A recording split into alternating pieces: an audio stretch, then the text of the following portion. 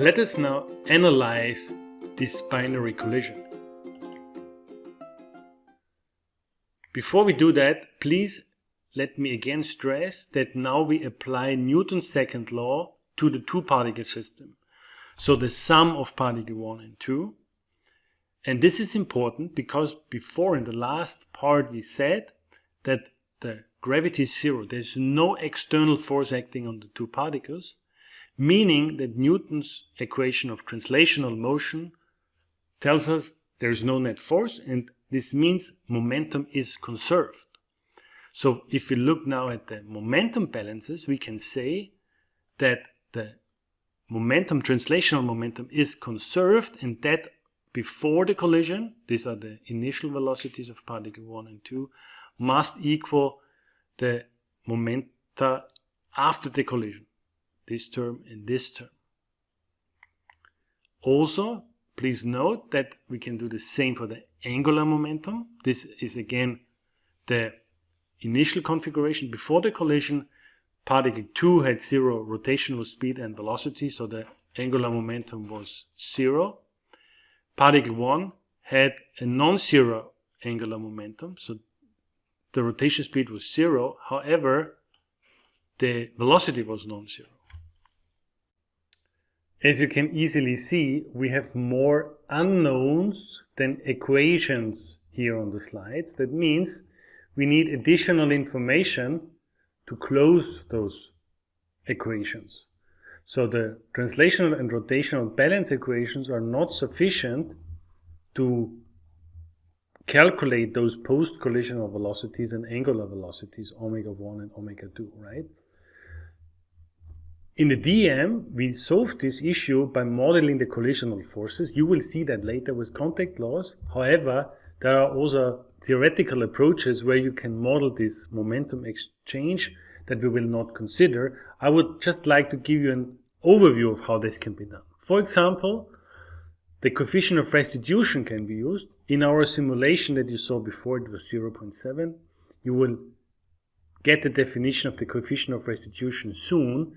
In short, it defines the amount of inelasticity during the collision event. So this is the additional information that we can use to close these equations. If we don't use the DEM again uses contact laws for that. The other important closure information is the coefficient of friction. So how much friction exists between the two particles. In our simulation it was 0.1, so a relatively small amount of friction. And this is important because the frictional force gives us information about the tangential force on the particles.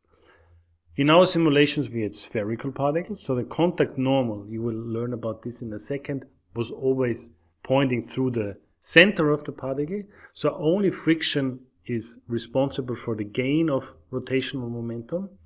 And if we look at a classical frictional law and also take into account the Newton's third law, which is actio et reactio, we will find that for our specific binary collision that the angular velocities omega 1 and omega 2 must be equal. You will see that again in a second why this must be the case. This is here just to give you an idea of how these equations can then be closed in order to predict the velocities and angular velocities. Beautiful. Let us now check the momentum balance equations with actual DEM simulation data. So we have done this DEM simulation, and now we are checking if this translational momentum is really conserved. So again, to recap, we had before the collision these quantities. This term is zero, this term is non-zero, and after the collision we had that.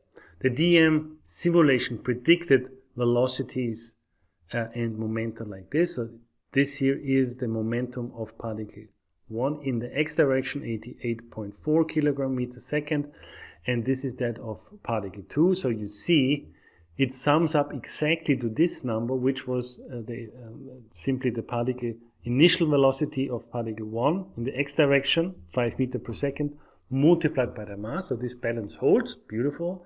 And the same is true for the y direction. If you again put in the numbers from the DEM simulation, you will arrive at this. So you will see we have exactly the opposite amount of momentum in the y direction, and it sums up to 0. This information allows us now also to calculate the momentum exchange term. So this J2 is this momentum exchange term, translational momentum to be precise, and we have calculated it here from the information on particle 2. This term was initially 0, and this is how we calculated that. Good. Last but not least, of course, the momentum received by particle 2 must be equal to the momentum changed by particle 1. So if you put in the numbers, you will see that we get this value as the minus J1 value. Let us now also look at the rotational motion. Again, before the collision and after the collision, we said this is 0, this is non-zero. If we put in the values, then you will see that this is 65.4 kilogram square meter second. And here we see that we have a non-zero rotational contribution now to this angular momentum of minus 5.6. And we also have to consider this term here. So don't forget about this. Again, you see, if you put in the numbers, perfect conservation. You see here just one direction because it's only non-zero in the z direction. From this information, we could also calculate the angular momenta, the angular velocities of particle 1 and 2, omega 1 and omega 2, and this is then minus 3.44 rad per second. A brief note on the cross product here. So you see for the angular momentum, we have to evaluate these cross products between position and velocity. For our specific application, we only get non-zero z values, and this equation is standard textbook knowledge when you look into vector algebra. If you now have a closer look at the collision event, as promised before, we can now see the contact normal. The contact normal is at the contact point between the two particles, and for spheres is always directly passing through the center of the spheres, right? And if you would now draw the momentum exchange vector that we have previously calculated, you will see that these are not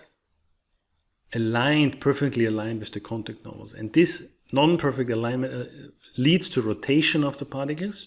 Let's have a look at particle 1 first. This is this particle. You see the momentum exchange term, translational momentum exchange term, is leading to a rotation in the clockwise direction, and this is because this vector is pointing or is passing the center of the sphere below. So clockwise rotation, and for particle 2 we have also clockwise rotation because here the momentum exchange term is passing above the center of the particle and also leads to a torque that's accelerating the particle in this direction, so it will start spinning clockwise. So again, very important, the particles will start to rotate clockwise and both of them will do that. And again, this is a result of friction. So it is now useful to look at cases without friction. So let's consider frictionless particles. Here you will see a video about this situation. Particles again collide. You will not see this gray dot here at the center popping up, and the reason simply is that particles don't start to rotate because these momentum exchange terms are now are perfectly aligned with the contact normal. If you would again do such a DM simulation, you will get these results. If we now look at the high friction case, so friction coefficient equal to 1, so very high friction, you will get this result. Particles start to rotate, and if you watch closely, you will see that the particle maximum angular velocity is somewhere during the collision and not after the collision. Okay, so that's an interesting finding. Even more interesting, the rotational speed is smaller than that if you would have a lower friction coefficient. So be very careful with interpreting your DM results because the gain of rotational speed is not monotonically increasing with the Friction coefficient is a more complicated function. Again here, for completeness, the exchange translational momentum J, of course this is also minus J1, and you have here the values if you want to do this check. That's it for this part of the theoretical theory unit, and see you next time.